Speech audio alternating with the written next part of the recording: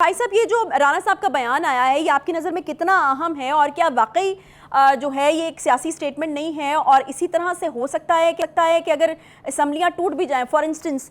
پنجاب کے حوالے سے تو ابھی بھی شکوک و شبہات جو ہیں وہ بہت زیادہ ہیں، حالانکہ کہہ دیا ہے پرویز الہی صاحب نے کہ وہ ہر حالت میں جو ہے وہ خان صاحب کا ساتھ دیں گے، لیکن پھر بھی پی ٹی آئی کے اپنے لوگوں کو ہی یہ شبہ ہے کہ پنجاب کی اسمبلی جو ہے وہ تحلیل نہیں ہوگی جیسے کہ بیرسٹر سیف نے کہا ہے۔ تو مجھے یہ بتائے گا کہ اگر فار انسٹنس ہو بھی جاتی ہیں تو کیا واقعی جو رانا صاحب کہہ رہے ہیں کہ الیکشن وہیں پر ہوں گے جہاں پر اسمبلیاں ٹوٹیں گی، اور پھر ساتھ انہوں نے یہ بھی کہا ہے کہ اس کے بعد بھی جو ہے وہ یہ ہو سکتا ہے کہ الیکشن جو ہے وہ تھوڑا سا ڈیلے کر کے جنرل الیکشن کے ساتھ ہی کرا لیا جائے ان اسمبلیوں میں بھی، تو پھر خان صاحب کا مقصد تو پورا ہوتا ہوا نظر پھر بھی نہیں آ رہا ہے؟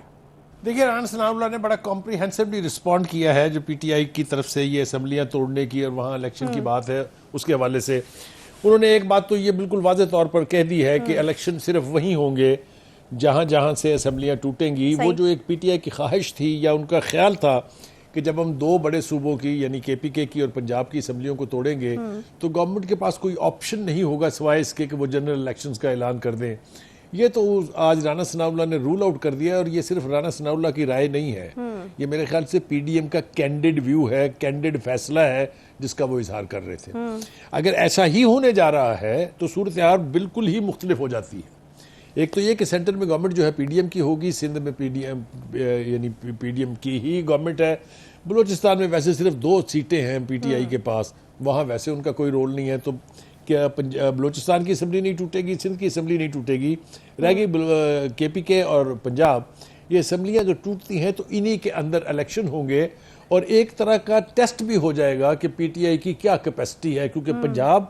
جس کو نون لیگ کا گڑھ سمجھا جاتا ہے اور نون لیگ یہ سمجھتی ہے کہ اب چونکہ حالات بدل گئے ہیں، اسٹیبلشمنٹ اب خان صاحب کے ساتھ نہیں ہے،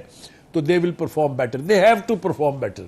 کیونکہ اگر یہاں پر بھی ان کی میجورٹی آ جاتی ہے تو پھر سینٹر میں جو پی ڈی ایم کی حکومت ہے اس کے لیے مشکلات ہوں گی۔ یہی صورتحال کے پی کے کی بھی ہے۔ کے پی کے میں بھی بہت زیادہ ریگین کیا ہے جے یو آئی نے، اگر آپ نے ان کے حالیہ جلسے دیکھے ہیں، اگر آپ نے لوکل باڈیز میں ان کی پرفارمنس دیکھی ہے، یہی حال اے این پی کا ہے۔ تو وہاں پر صورتحال is not easy going for P T I. وہ جو خیال تھا ان کا کہ تیسری مرتبہ بھی ان کو لینڈ سلائیڈ وکٹری وہاں ملے گی، میرا نہیں خیال کہ وہاں ایسا ہونے جا رہا ہے۔ ان روڈز بنیں گی اور سیٹیں کم ہوں گی وہاں کے پی کے کی۔ عائشہ آج کا یہ پروگرام یاد رکھیے گا، یہ میں نے پریڈکٹ نہیں کیا ہے، میں نے اپنی اسسمنٹ دی ہے، اس کے اوپر ہم بات کریں گے جب وہاں الیکشن ہوں گے۔ تو رانا ثناء اللہ کا جو یعنی رسپانس ہے ٹو دس موو وہ بالکل کیٹیگورک ہے، کوئی دو اس کے بارے میں رائے نہیں ہے۔ اب بھڑسو جس کو کہتے ہیں نا پنجابی زبان میں، وہ پڑا ہوا ہے پنجاب میں اصل میں۔ دیکھیے ایک چیز جو ہمارے سامنے آئی ہے وہ یہ کہ جو اجلاس ہوا تھا پارلیمانی پارٹی کا پی ٹی آئی کی، اس میں ایک مشورہ دیا گیا ہے کہہ لیجئے یا ایک قرارداد پاس ہوئی ہے کہ جی ہم 20 دسمبر کو اسمبلیاں توڑیں گے۔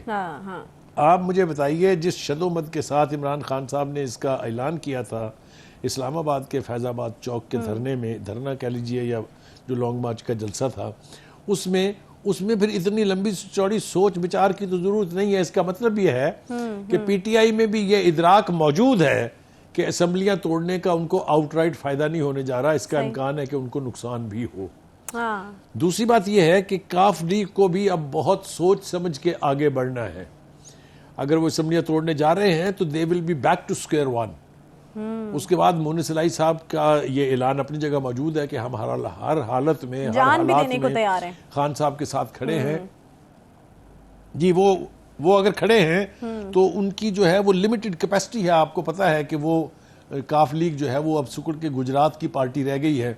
تو اگر وہ وہاں سے ساری سیٹیں جیت بھی جاتے ہیں تو وہ ایک لمیٹڈ سپورٹ ضرور ہو سکتی ہے خان صاحب کو، لیکن وہ پورے پنجاب کے اندر اثر انداز ہونے نہیں جا رہے ہیں۔ اس کے بارے میں بھی میرا نہیں خیال کہ کسی کو ابہام ہونا چاہیے۔ اچھا رانا صاحب نے ایک اور مشورہ بھی دیا ہے، پنجاب کے اندر بخاری صاحب ایک اور مشورہ بھی دیا، انہوں نے کہا کرپٹ نظام سے نکل رہے ہیں نا آپ تو پھر نکلیں، صحیح طرح سے نکلیں، صدر کو نکال لیں، سینٹ سے نکلیں، جی بی اور کشمیر سے نکلیں۔ تو یہ مشورہ آپ کو کیسا لگ رہا ہے خان صاحب کے لیے؟ دیکھیے گزارش یہ ہے کہ یہ مشورہ تو خان صاحب بالکل نہیں مانیں گے نا، یہ تو خواہشات ہو سکتی ہیں۔ رانا ثناء اللہ صاحب تو سرکیسٹیکلی کہہ رہے ہیں،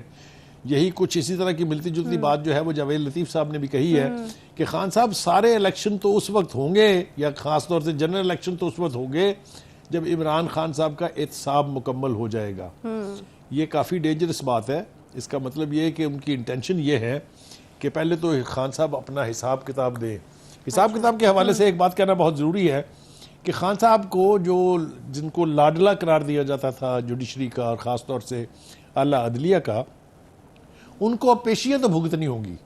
یہ تو کوئی دو رائے نہیں ہے اس کے بارے میں. آج بھی آپ نے دیکھا کہ ایف آئی اے کے لوگ جو ہیں وہ جا کے ان کے زمان پارک میں گھر کے سامنے سے تعمیل کروا کے آئے ہیں سمن کی, کہ ان کو ایف آئی اے نے بلا لیا ہے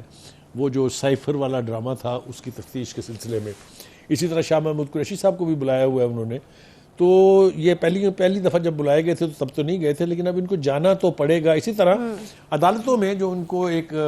ایکسیپشن تھی, جو ان کو ایک یعنی رعایت ملی ہوئی تھی کہ ان کے وکلا پیش ہوتے تھے, وہاں بھی ان کو پیشیاں بھگتنے کے لیے جانا پڑے گا. خان صاحب کے لیے مشکلات جو ہیں وہ دو طرح کی ہیں. ایک تو وہ کیسز ہیں جو آلموسٹ ڈیسائیڈڈ ہیں, جس میں فورن فنڈنگ ہے, آپ کو پتہ ہے اس کے اندر وہ نااہل ہو چکے ہیں. یہ نااہلی اپنی طرز کی واحد نااہلی ہے کہ جب نواز شریف ہوئے تھے, اب لوگ سمجھتے ہیں کہ ہم کوئی ان کے ساتھ رعایت کر رہے ہیں, ان کی کوئی وکالت کر رہے ہیں, وکالت نہیں ہے. جب وہ نااہل ہوئے تھے تو ان کو پارٹی کی قیادت سے ہٹا دیا گیا, ان کو پولیٹیکل ایکٹیویٹیز میں حصہ لینے سے منع کر دیا گیا.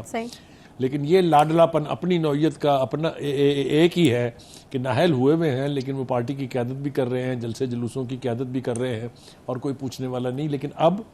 صورتحال بدلنے جا رہی ہے, اس لیے